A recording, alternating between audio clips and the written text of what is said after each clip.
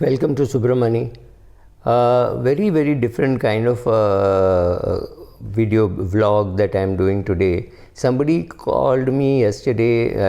I was doing a session for young boys and girls, and one person said, "What is a brokerage account?" Then I realized that some of my viewers may not even know what is a brokerage account. So let me start. This is very basic.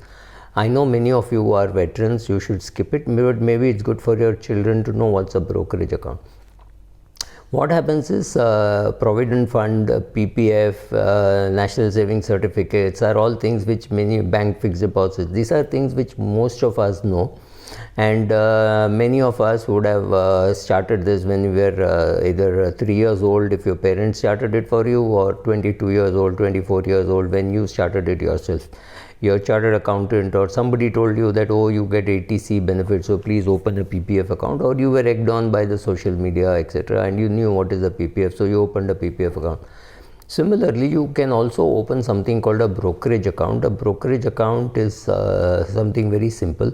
It allows you to buy investments through that account. So the advantage is that account can be held in your name. It could have a nominee. And the nominee makes no sense because this is a transaction account, but there could be money lying there, right? So along with your bank account, they sometimes push you to buy a demat account, open a demat account and a broking account. That makes sense. If you have a demat account, chances are tomorrow you will want to fill that account with shares and stocks or mutual funds or ETFs. Or gold bonds, sovereign gold bonds. For all this you need a brokerage account. Now the brokerage account can get shares in two forms, even mutual funds in two forms initially. You can when you buy mutual funds, you can apply, and afterwards you can say, okay, please convert it into demat mode. I don't like demat mode of holding equity shares. It makes no sense, but that's a completely different topic. So you can now start buying and selling shares. Who should be opening a broking account? That is not something which I want to say, because ideally a person should open a brokerage account only and only when they know what shares to buy and sell, because if they don't know that, they'll be egged on by a half-baked relationship manager from that bank or brokerage company and make you do deals which you later on will wonder why the hell did you even do those deals, right? So you have to be ultra careful about where you're opening an account and how they are pushing you to do some deals. Even today, in one place where I have a brokerage account, just when I'm about to do a deal, say I'm trying to buy 3,000 shares, they will offer me margin funding and say how I can buy 15,000 shares, right?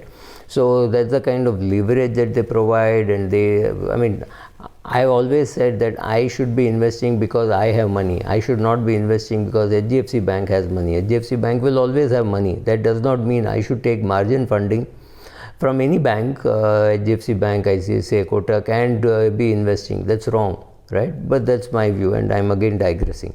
So a brokerage account works in a very simple way. Like you opened a bank account, the same bank might open a brokerage account for you, where you can decide to buy shares. So you buy a share that will go into your demat account. You sell shares, it will go out of your demat account.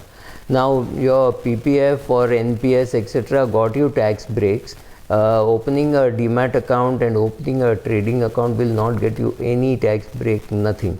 In fact, if you make capital gains, you will pay tax on it. If you hold shares for less than 1 year, you will pay short-term capital gains. If you hold shares for more than 1 year, you will pay long-term capital gains. So that does not change. Opening a brokerage account today should not cost you money, but you never know. Somebody, they could charge you 600 rupees or 700 rupees and tell you, don't worry, this money will come back to you in the first 10 trades or things like that. So sometimes it will cost you money, sometimes it may not cost you money.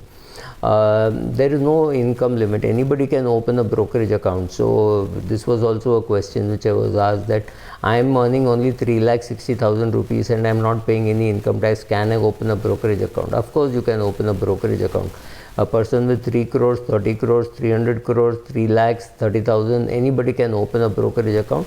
But obviously, if you have still not maxed out your other investment options, etc., it may not be the best way to be investing, especially if you are investing as an amateur and you are going to be egged on by that stupid relationship manager who has absolutely no clue about what is happening in the market.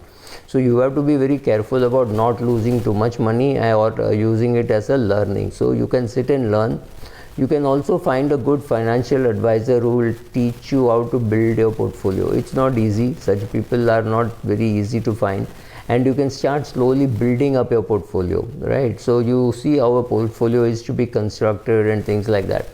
Actually, brokerage account is meant for people who are not happy with what fund managers are doing with the mutual funds, or they don't think that they have the competence to find the right ETF. It's a huge jungle out there, right? So private sector bank ETF, public sector bank ETF, total banking sector ETF, right? So you don't know which one to buy, NBFC ETF. So you will get confused analyzing ETFs. So it's not very simple doing that. So if you can find an advisor or be so interested that you are willing to spend your spare time in learning how to be investing. Once you can do all that, maybe you should be opening a brokerage account. But today I think anybody who goes to open a salary account is thrust a brokerage account. So almost everybody has a brokerage account. Now brokerage account, normally the ones which are pushed to you are the cut broking or the zero broking rates, right? 5paisa.com and zero the brokerage. So these are the ones which are given to you. Now if you are a person who is going to be DIY and not bother, you don't want the services of an RM or anything, it makes sense to open an account in one of these places and know that you are independent. Make sure that the RM does not tell you what to buy or sell. You have to make up your own mind. Like Sam Manekshaw said, it requires 361 days of preparedness for a 4-day war, right? So it requires a lot of preparedness. What do? I have an investment portfolio and I have a trading portfolio. In my trading portfolio, brokerage is important. So I have it with I should have my brokerage with a cut broker or a discount broker. I don't do it. I have everything with one broker and I deal only through him, right? But for people who have trading, the need to cut down on brokerage cost is very high. Otherwise, you will not make any money. So decide whether you want an online broker, you want a full-fledged broker, you want a discount broker. These are the 3-4 things to look for in a broker. And also remember, and I've been warning about this even in my debt video, these guys will come and keep on pushing the margin account to you, saying, sir, you need to put only 10,000 rupees of your own. We can do a 40,000 rupee trade or a 50,000 rupee trade, or it doesn't really matter. And once you have a good amount, let's say you have 2 crores in your demat account, then they will start giving you loan against shares, and they will keep on pushing you to take leverage and do more transaction, right? But don't succumb to that. How to open a brokerage account today is very simple. All you have to do is call your bank and say, मेरे को एक brokerage account खोलना है. He will or she will come home, take some 47 signatures, photographs, your wife's consent and everything, right? I'm just joking. They don't take wife's consent, don't worry. So they will take all that and they'll open an account for you. They will tell you 10 days and they open it in 7 days and say, see, we tried really hard. So therefore, anyway, it takes 10 days to open an account or 7 days to open an account, does not matter. Right?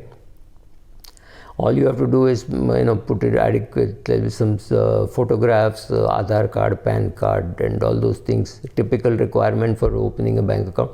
Obviously, there is something called a KYC, which the banker or the broker will do it for you. You don't really have to do anything. This is very different from your PF and PPF, etc., where application of brain is not very important. You're saying, okay, some money gets cut, and whereas in a brokerage account, you have to decide to fund it. You have to move money from your bank account, or your money is put on hold. Then you do the transaction, money is removed from your account and the shares are put into your demat account. So you need to understand the process. You also need to understand that they will all give you your quarterly profit and loss and 6 monthly profit and loss, whatever you need for calculating your advance checks. End of the year they will give you enough data with which you can compute your capital gains, right? So all these things is what you should expect from that company. But to think that they can build your portfolio is wrong, completely wrong. You have to learn construction of portfolio yourself and do it yourself. Thank you.